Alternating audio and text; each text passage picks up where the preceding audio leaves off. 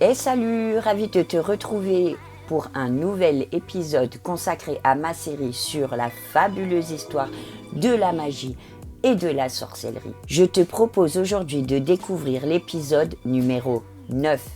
C'est parti.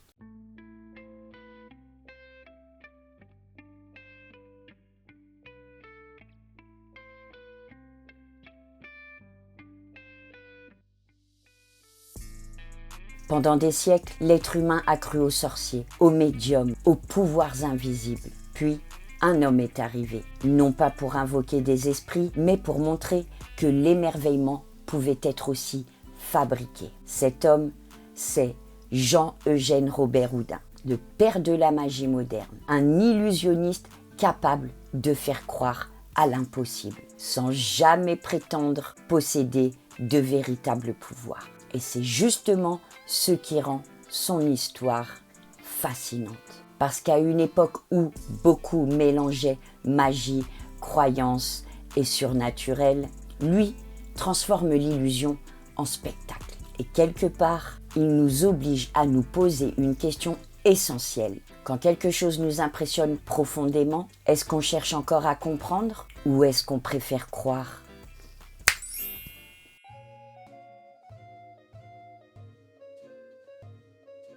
Inventeur de la plupart des tours encore jouées aujourd'hui, considéré comme l'un des plus grands illusionnistes de l'histoire, le français Jean-Eugène Robert Houdin, né en 1805 et décédé en 1871, né sous l'Empire au lendemain de la bataille d'Austerlitz, a fondé la magie de spectacle. En quelques années, il a réuni sur la scène de son théâtre la plupart des savoirs magiques hérités du passé, de l'escamotage à la physique amusante, en passant par la lanterne magique ou les automates. Il a révolutionné la scénographie de la magie. Inventeur génial, il laisse 4 ouvrages fondamentaux sur son art, considérés comme les évangiles des magiciens.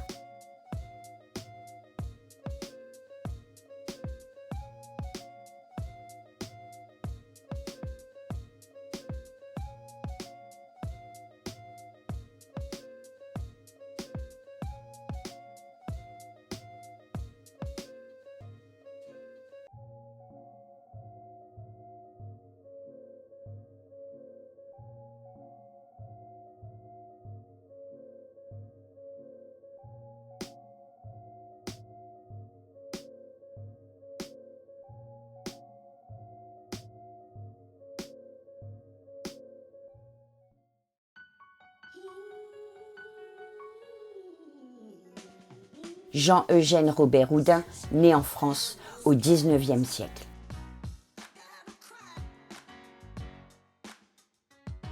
À l'origine, rien ne le destinait à devenir magicien. Il est horloger et ce détail est essentiel parce que toute son œuvre repose justement sur ça. La mécanique, la précision, les automatismes, l'ingéniosité humaine. Là où certains prétendaient manipuler des forces invisibles, lui construit des illusions bien réelles, des automates capables d'écrire,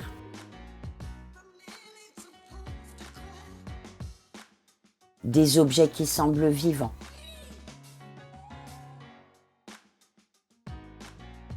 des expériences impossibles à comprendre pour le public de l'époque.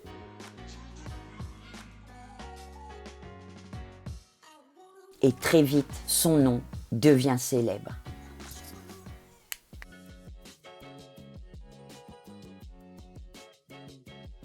Il a laissé une telle empreinte sur le monde de l'illusion que l'on a presque oublié à quel point Jean-Robert Eugène Houdin fut non seulement un extraordinaire prestidigitateur, mais aussi un horloger et un mécanicien d'exception.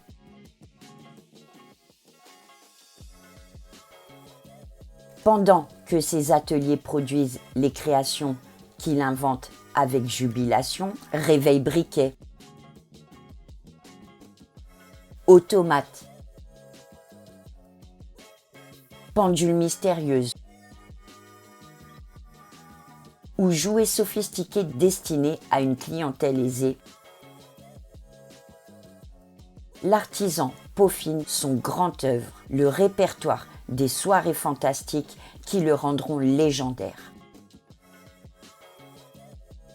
Producteur, réalisateur, prestidigitateur, Christian Fechner, qui a édité les textes de Robert Houdin, a découvert le célèbre magicien dans ses confidences d'un prestidigitateur lorsqu'il avait 10 ans. À une époque où ceux que l'on traitait de saltimbanques côtoyaient sur l'échelle sociale les vagabonds et les voyous, il a réussi à faire de son art l'une des distractions favorites des monarques de son temps. Consécration ou ironie suprême, son autobiographie fut d'ailleurs pendant des décennies un des livres de prix offerts aux élèves méritants.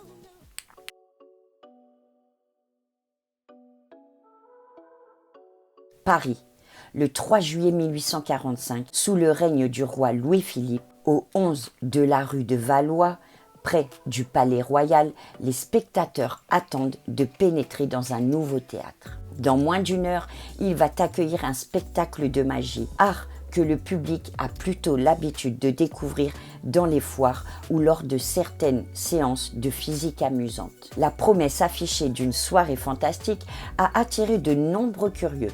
En coulisses, près de la scène, un homme de belle prestance, à peine la quarantaine et portant l'habit, est penché sur un automate dont il vérifie une dernière fois le fonctionnement. Il s'agit d'un personnage à taille humaine qui lève sur commande son bras pour tendre des brioches chaudes.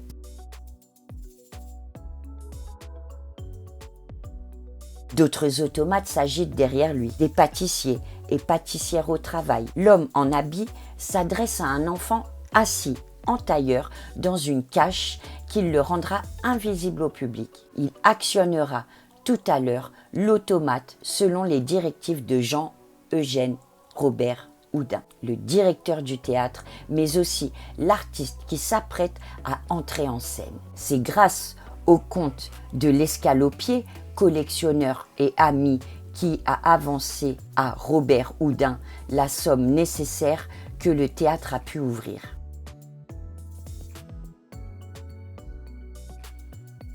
Après tant d'années à ravir son entourage par ses bons tours, le magicien amateur réalise son rêve, ouvrir un lieu parisien consacré à l'illusionnisme.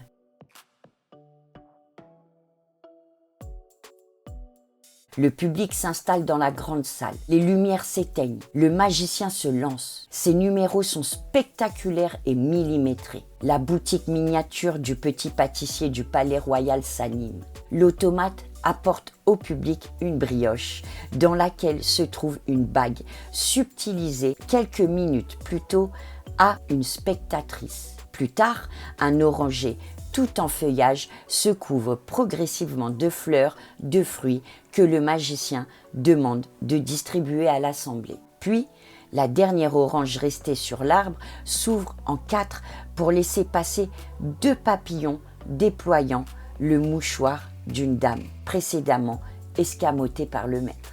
Le succès des soirées fantastiques de Jean-Eugène Robert Houdin est immédiat. La renommée de l'horloger passionné par la mécanique et qui aurait découvert la prestidigitation par erreur dans le dictionnaire encyclopédique des amusements et des sciences va s'étendre au-delà de la capitale et même des frontières. Dans son texte posthume « Confidences et révélations », Jean-Eugène affirmera plus tard, sans doute, pour romancer sa légende, qu'il doit sa vocation à un mystérieux saltimbanque nommé Torini, qui lui aurait sauvé la vie et appris l'art de l'escamotage lors de son tour de France d'ouvrier horloger en 1928.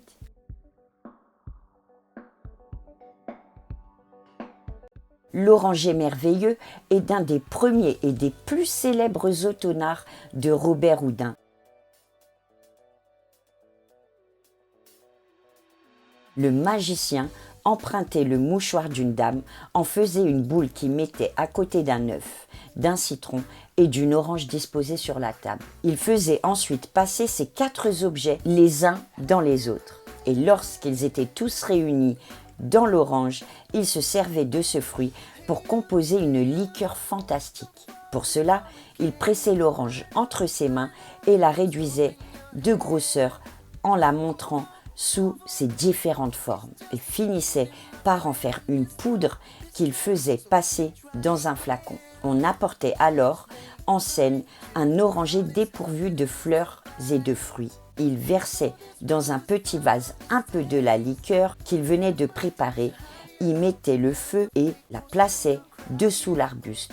Aussitôt que l'émanation atteignait le feuillage, on le voyait se charger de fleurs. Et d'un coup de sa baguette magique, le grand artiste remplaçait les fleurs par des fruits qu'il distribuait aux spectateurs charmés.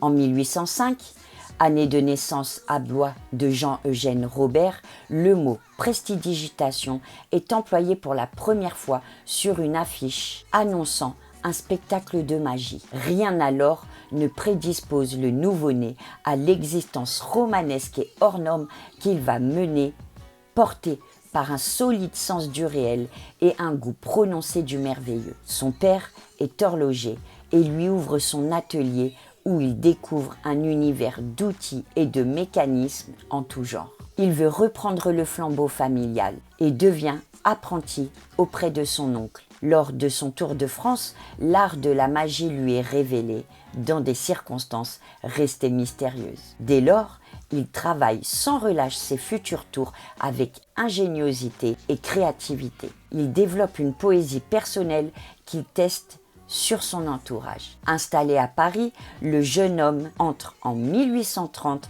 comme commissaire en horlogerie chez Jacques Houdin et il épouse sa fille Cécile Églantine la même année.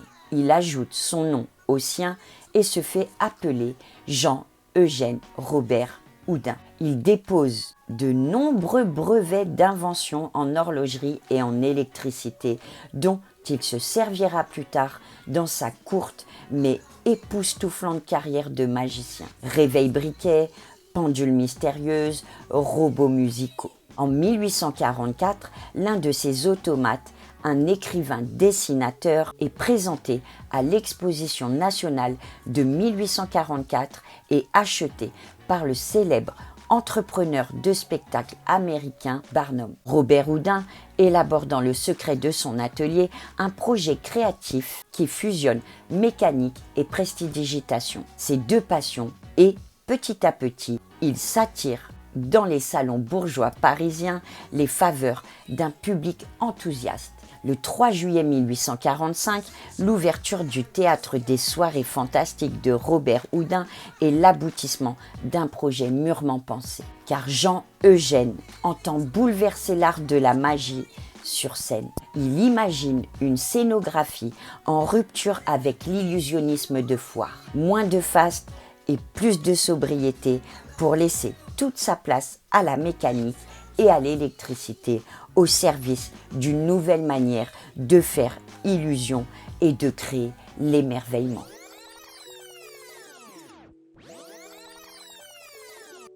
Avant Robert Houdin, les prestidigitateurs étaient souvent vus comme des forains, des amuseurs populaires. Lui va complètement transformer cette image. Costume élégant, théâtre raffiné, mise en scène sophistiquée, la magie devient un art du spectacle et surtout une maîtrise de l'attention humaine. Parce qu'au fond, le véritable pouvoir de l'illusionniste, ce n'est pas de tromper les yeux, mais de guider l'esprit.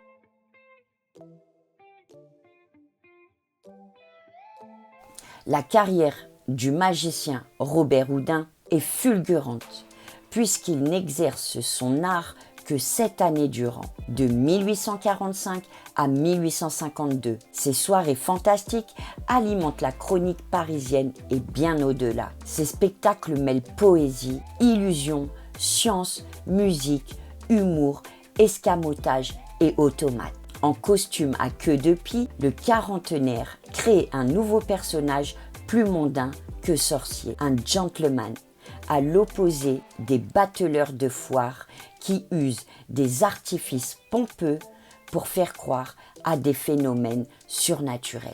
Il remplace la robe étoilée et les chapeaux pointus des illusionnistes par un élégant vêtement de cérémonie proche de celui que revêtent Franz Liszt ou Frédéric Chopin sur scène, rapporte le magicien Rémi David. Le nouveau magicien qu'incarne Jean-Robert Houdin ne revendique pas le surnaturel. Il l'évoque, mais dans un contrat tacite de crédulité avec le spectateur, lequel sait très bien qu'il est l'objet d'une narration qui s'appuie sur la mécanique et les biais cognitifs. Avec une salle qui peut accueillir 225 personnes et une scène de 17 mètres de long, le magicien peut réaliser des transformations inédites devant un parterre hypnotisé grâce à une machinerie électrique et électromagnétique aussi efficace qu'invisible. Piles électrochimiques, automates contrôlés à distance, trappes dissimulées, communication secrète entre la salle et la scène, éclairage subtil du sol au plafond. Tout le théâtre est pensé pour renforcer les effets de prestidigitation, jusqu'aux ouvreuses qui peuvent s'avérer habiles et d'insoupçonnables assistantes. Le style Robert Houdin a tellement de succès que l'établissement théâtral devient une sorte d'école de magie par laquelle passeront des magiciens tels que Pierre Choca, dit Hamilton, qui succédera à Jean-Eugène en 1852. Ce dernier enchaîne les tournées internationales et les publications. Il est applaudi par le roi Louis-Philippe et la reine Victoria.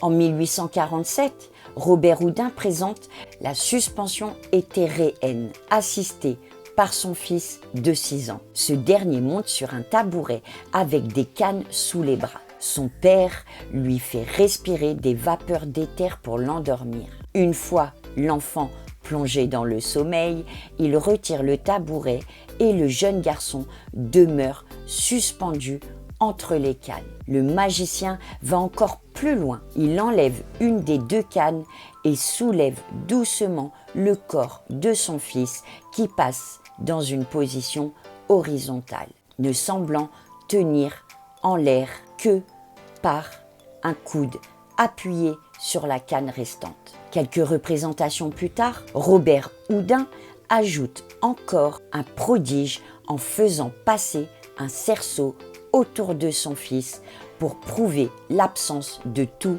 support invisible. Ce tour inspirera David Copperfield qui le perfectionnera à la fin du XXe siècle. Les soirées fantastiques offrent également au public des tours de mentalisme, ce que l'on appelle aujourd'hui des close-up, des tours de passe-passe sous le nez du public. En cette année, Jean-Eugène Robert Houdin invente et présente donc tout ce qui fera la magie d'illusion des siècles qui suivront.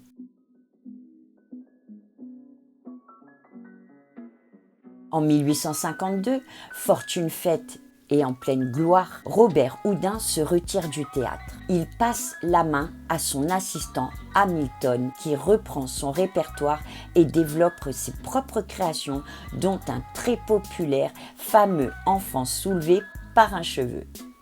Le magicien à la retraite s'installe près de Blois. Christian Fechner raconte, il entreprend dès 1850 de faire de son prieuré de Saint-Gervais la première maison intelligente dans laquelle l'horlogerie combinée à l'électricité régit tous les problèmes d'intendance, préfigurant ainsi l'ordinateur domestique.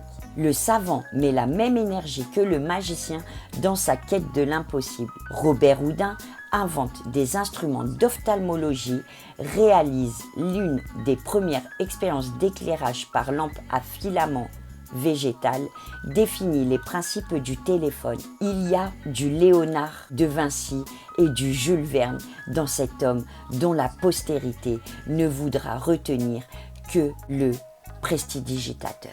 Parallèlement à ses recherches, Robert Houdin écrit et publie des articles pour le Grand Dictionnaire universel au XIXe siècle de Pierre Larousse.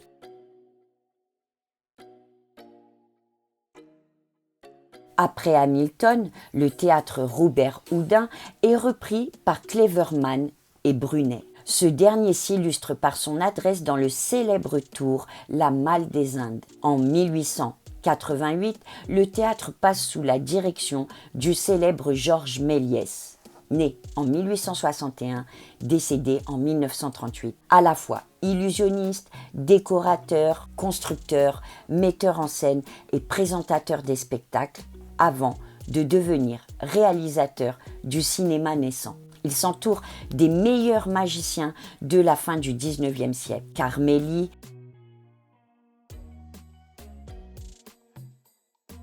et Jules Legris, qui jouera dans ses films.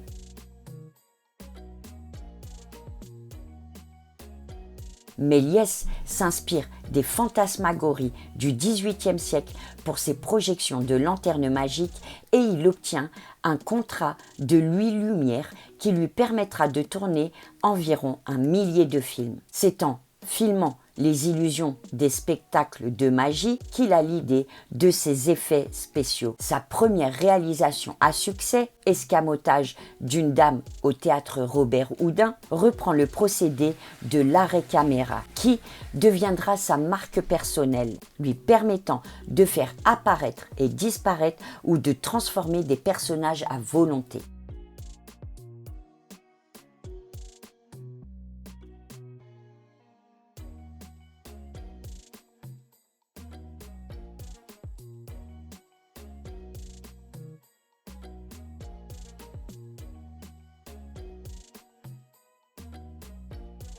De l'autre côté de l'Atlantique, dans les années 1890, le très célèbre illusionniste américain d'origine hongroise, Harry Houdini, surnommé le roi de l'évasion, choisit son nom d'artiste en hommage à Jean-Eugène Robert Houdin, qu'il admire entre tous. Il commence sa carrière comme magicien de foire dès l'âge de 9 ans et devient compagnon de tournée des frères Keaton dans le fameux Medicine Show. Excellent joueur de tours de cartes, il a défrayé la chronique lors de son évasion spectaculaire de la prison de Washington alors qu'il avait été photographié par la presse du monde entier nu et enchaîné dans une cellule verrouillée de l'établissement pénitentiaire.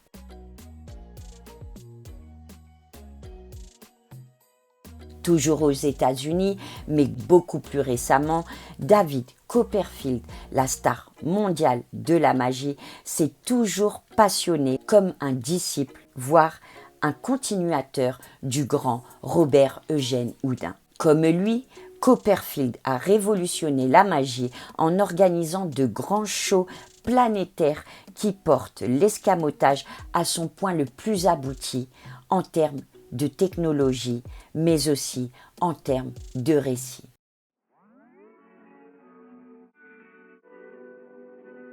En 1856, l'empereur Napoléon III, parvenu au pouvoir 4 ans plus tôt, au moment où Jean-Eugène Robert Houdin se retirait du théâtre, décide d'envoyer le magicien en mission secrète pour contribuer à la pacification de l'Algérie et faciliter la colonisation de la Kabylie par les troupes françaises. Sa mission ? Montrer aux Algériens que les marabouts ne possèdent pas plus que lui un pouvoir d'origine divine. Celui qui démasquait à Londres les faux médiums en compagnie de son ami Charles Dickens, s'embarque alors vers l'Afrique pour l'un des épisodes les plus insensés de son existence. Robert Houdin, avec comme seule arme sa baguette magique, va devenir le grand sorcier blanc qui met en déroute sur leur propre terrain les marabouts des tribus du désert. Christian Fechner. Robert Houdin utilise ses tours, celui du fusilier vivant et celui du coffre lourd-léger. Il passe alors pour un puissant sorcier doté de pouvoirs surnaturels qui met en péril l'influence des marabouts. Un peu plus d'une décennie Plus tard, en 1870, la guerre contre la Prusse éclate. Le fils de Jean Eugène, capitaine, est tué à la bataille de Reinshofen. Très éprouvé par cette perte, le grand magicien s'éteint dans la tristesse le 13 juin 1871.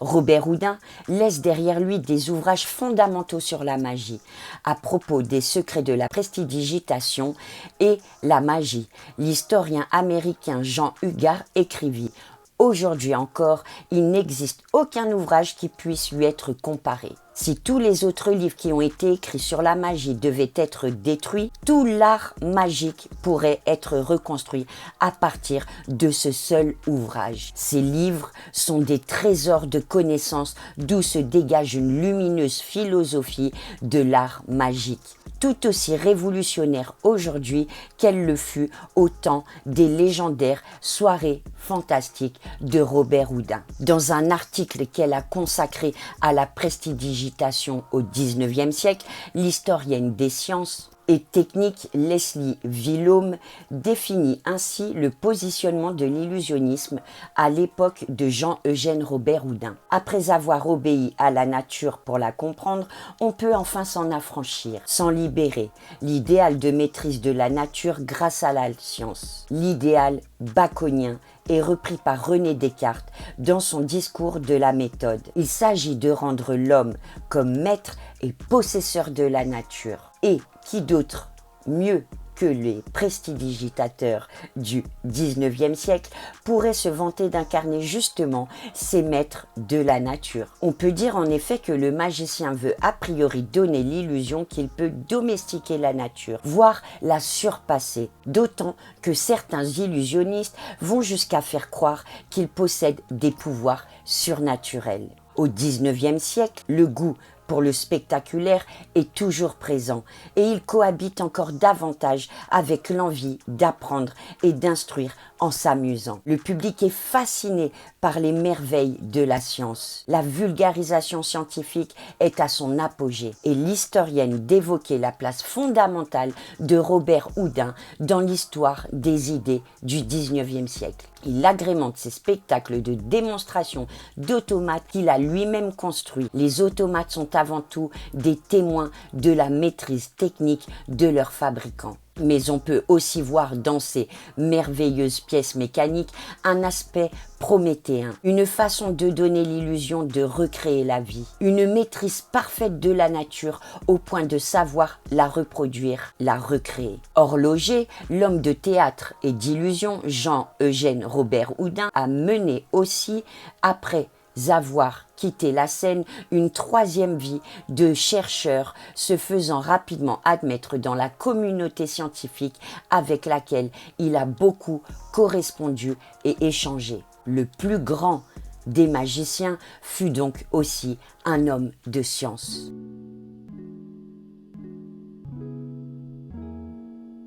Ce qui est intéressant avec Robert Houdin, c'est qu'il ne cherche pas à se faire passer pour un être surnaturel. Et pourtant, le public ressent exactement les mêmes émotions. Fascination, mystère, vertige. Et ça dit quelque chose de profond sur nous. Parce que parfois, nous voulons tellement croire à quelque chose que nous abandonnons notre esprit critique. Et cette mécanique ne concerne pas uniquement la magie de spectacle. Elle existe partout. Dans les croyances, dans les discours spirituels, dans les figures d'autorité, dès qu'une personne semble détenir un savoir inaccessible.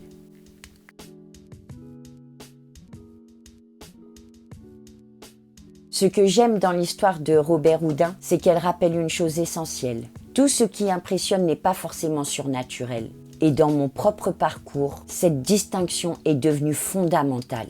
Parce que je continue à penser qu'il existe une part d'invisible dans notre réalité. Mais je pense aussi que l'être humain est également capable de projeter énormément de croyances sur ce qu'il ne comprend pas. Et parfois, cette confusion ouvre la porte à l'influence, à la fascination, voire à la dépendance. Robert Houdin, lui, faisait presque l'inverse. Il créait l'illusion sans demander qu'on lui donne son pouvoir intérieur.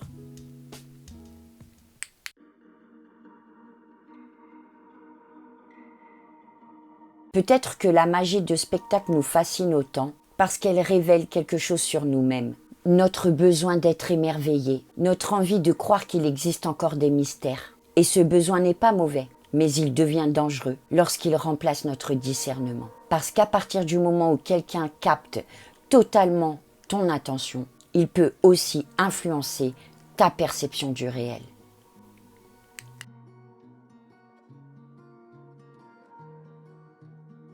Finalement, Robert Houdin n'était pas seulement un illusionniste, il était un révélateur, un homme qui montrait que l'émerveillement pouvait naître sans surnaturel. Et peut-être que le véritable enjeu est là, apprendre à distinguer ce qui relève du mystère et ce qui relève de la mise en scène, sans tomber ni dans le rejet absolu, ni dans la croyance aveugle. Parce qu'au fond, la liberté commence peut-être au moment où l'on garde la capacité de questionner.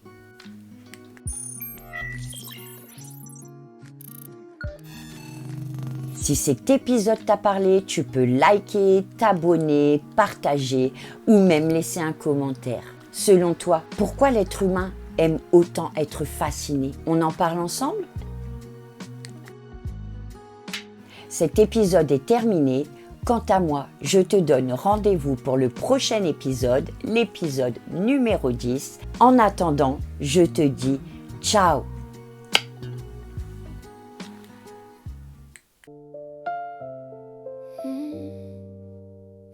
Ans à tourner autour d'une seule question.